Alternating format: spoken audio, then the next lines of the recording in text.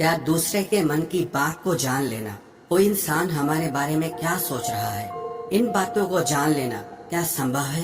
तो इसका उत्तर है हाँ। 100% तो नहीं, लेकिन किसी हद तक आप किसी के भी मन की बातों को जान सकते हैं, समझ सकते हैं। लेकिन अगर आप भी इसे सीखना चाहते हो तो आप इस वीडियो को बहुत ध्यान और समझ के साथ देखिए और इस वीडियो में जो प्रयोग आपको बताए जा रहे हैं उन्हें आप लगातार अभ्यास करने की कोशिश कीजिए, तभी आप किसी के भी मन की बात को समझ पाएंगे, महसूस कर पाएंगे। वैसे ये सब प्रयोग आपको कोई बताएगा नहीं, क्योंकि बहुत सारे एस्ट्रोलॉजर जो ज्योतिषी हैं वो यही सारे प्रयोग करके आपके मनोभावों को जान लेते हैं। आप जैसे ही उनके पास जाते हैं वो पहले ही आपके मनोभावों को पढ़ना शुरू कर देते हैं। आप अपने बारे में उन्हें थोड़ा बताते हैं और वो आपको आपके ही बारे में बहुत कुछ बता देते हैं। तो आपको लगने लगता है कि ये ज्योतिषी तो बहुत चमत्कारी हैं। इन्हें हमारे भूतकाल के बारे में, हमारे भविष्य के बारे में सब कुछ पता है।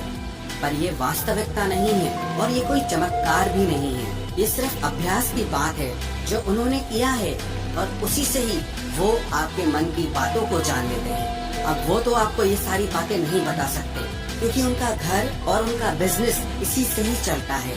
तो आइए अब हम शुरू करते हैं कि इसको किया कैसे जाता है। सबसे पहली बात है कि अगर आप किसी के मन की बात को जानना चाहते हैं तो उसके लिए आपके मन का शांत होना बहुत जरूरी है। थोड़ा ध्यान से समझना इस बात को, तभी आप इन प्रयोगों को सक्सेसफुली कर पाएंगे। मैं आपको एक कहानी सुनाता हूँ। एक जैन फकीर हुए जॉर्ज गुरजिएफ। उनके पास जो कोई भी शिक्षा लेने आता था वो उन्हें सिखाते थे कि तुम शब्दों से नहीं, मन के भावों से बातचीत करना सीखो। इसे टेलीपैथी भी कहा जाता है, जो बिना कुछ कहे एक दूसरे के साथ मन ही मन में बात कर लेना। कई बार आप लोगों ने महसूस किया होगा कि आप किसी के बारे में सोचते हैं और वो इंसान आपके सामने आ जाता है या उसका फोन आ जाता है। कहीं न कहीं आपके मन की बातें उस तक पहुंच जाती है और उसके मन की बात आप तक पहुंच जाती है। तो जो जैन फकीर थे वो अपने सारे शिष्यों को एक प्रयोग सिखाते थे कि तुम अपने आप को एक कमरे में बंद रखो और एक भी शब्द नहीं बोलना है, किसी से कोई बात नहीं करनी है। सबसे पहले तो तुम अपनी वाणी को शांत करो। जब तुम्हारी वाणी शांत होगी तभी तुम्हारा मन शांत होगा। हमारी वाणी ही हमारे विचारों को शब्द देती है, आवाज देती है। पहले वाणी में शांति आएगी, फिर विचारों में शांति आएगी। फिर जब धीरे धीरे उन शिष्यों का मन प्रयोगों के द्वारा शांत होने लगता था तो गुरजिएफ क्या करते थे, अपने मन में एक शब्द बोलते थे, जैसे कि गुलाब का फूल। और जब तक वो शब्द उन शिष्यों को सुनाई नहीं देता था वो उन शिष्यों से इसी प्रयोग को लगातार करवाते रहते थे। वो एक ही कोई शब्द अपने मन से बोलते रहते थे और उस शब्द को धीरे धीरे वो सारे शिष्य आसानी से सुन लेते थे, बिना मुंह से कुछ भी बोले। आप कहोगे ये सब बकवास बातें हैं। ये बिल्कुल भी बकवास बातें नहीं है, ये प्रूव्ड साइंटिफिक बातें हैं। बहुत लोगों ने इस पे प्रयोग किए हैं। आपने कभी देखा जो मनोवैज्ञानिक होते हैं वो बहुत से लोगों के चेहरे के हाव भावों को देखकर, उनकी बातों को सुनकर उनके मन की बात जान लेते हैं। तभी मनोवैज्ञानिक लोगों के सामने सब लोग अपने दिल की हर बात खोल कर रख देते हैं। उन्हें लगता है कि इन्हें हमारे बारे में सब कुछ समझ में आता है, ये तो हमारे मन की बातें पढ़ लेते हैं। जो लोग मनोवैज्ञानिकों के पास जाते हैं उन्हें लगता है कि इस मनोवैज्ञानिक के पास तो कोई चमत्कारी शक्ति है। सच कहूँ, उसके पास कोई चमत्कारी शक्ति नहीं। उसने बस अपने विचारों को शांत करके, खुद के विचारों में ठहराव ला करके, उसने अपने भावों को, अपनी ऊर्जा को आपसे कनेक्ट कर लिया। इसलिए जो भी आपके हाव भाव हैं, उसकी ऊर्जा को वो मनोवैज्ञानिक महसूस कर पाता है, समझ पाता है। सीधा सरल सा सूत्र है कि जब तक आप बोलते रहते हैं सामने वाले सुनते रहते हैं। आप बोलना बंद करते हैं तभी सामने वाला जो बोल रहा है वो आप सुन पाते हैं। यदि आप दोनों ही लगातार बोलते रहेंगे तो किसी को कुछ समझ भी नहीं आएगा। ठीक इसी तरह यदि आपका मन चुप है तभी आप किसी दूसरे का मन सुन सकते हैं। मन के चुप होने का मतलब है कि आप विचार और कल्पनाओं से बाहर निकलकर पूर्णतः शांत हो जाएं। इसे ही चित्त का शांत होना कहते हैं।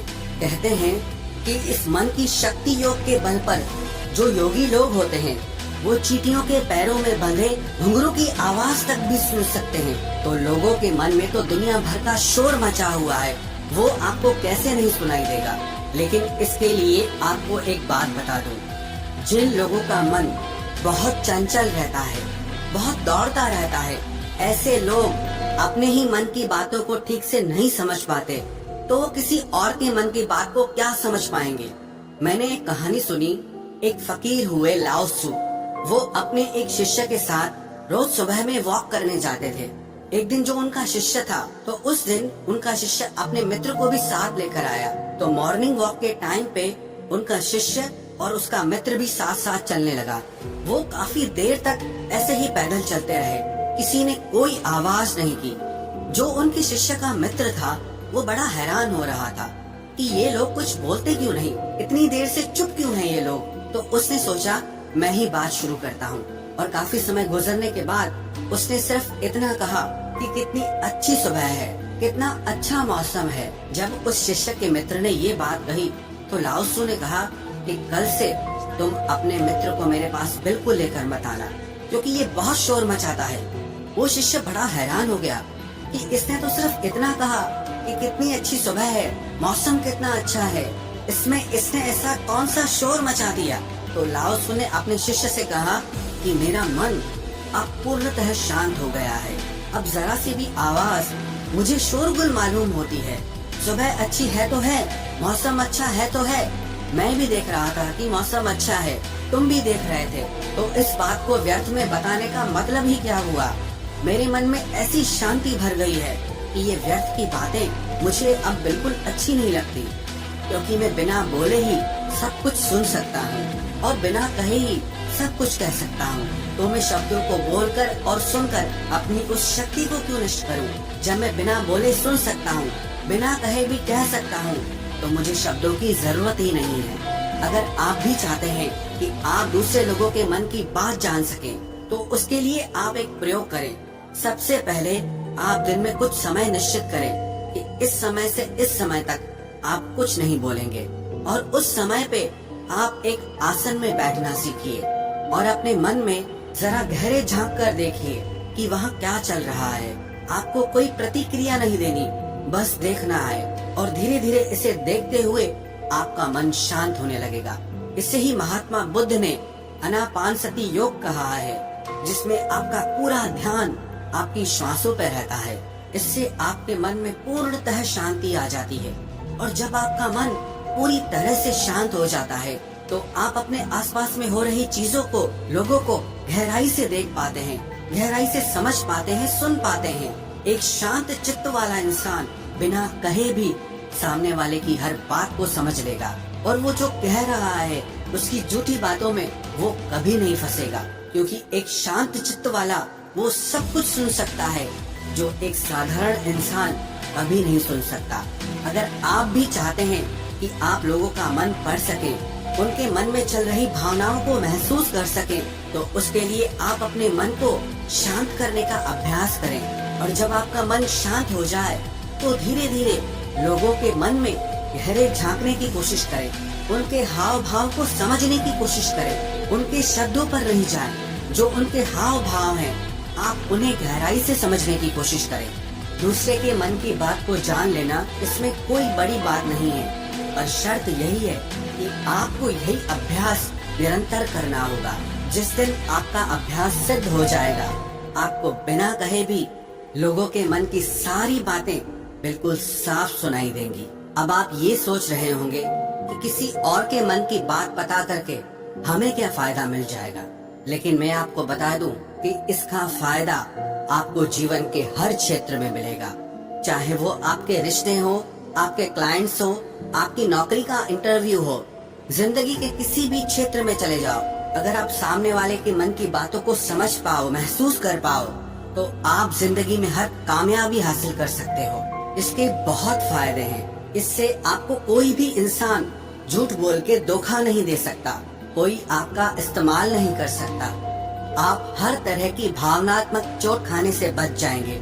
कोई आपके पैसों को लूट कर नहीं जा सकता। और एक बात मैं आपको बता दूं कि ये प्रयोग एक ही दिन में सिद्ध नहीं होते हैं, इनमें थोड़ा समय लगता है। बहुत ज्यादा तो नहीं, लेकिन कुछ महीनों के अभ्यास से ही आप जल्दी ही किसी के भी मन की बातों को आसानी से जान लेंगे।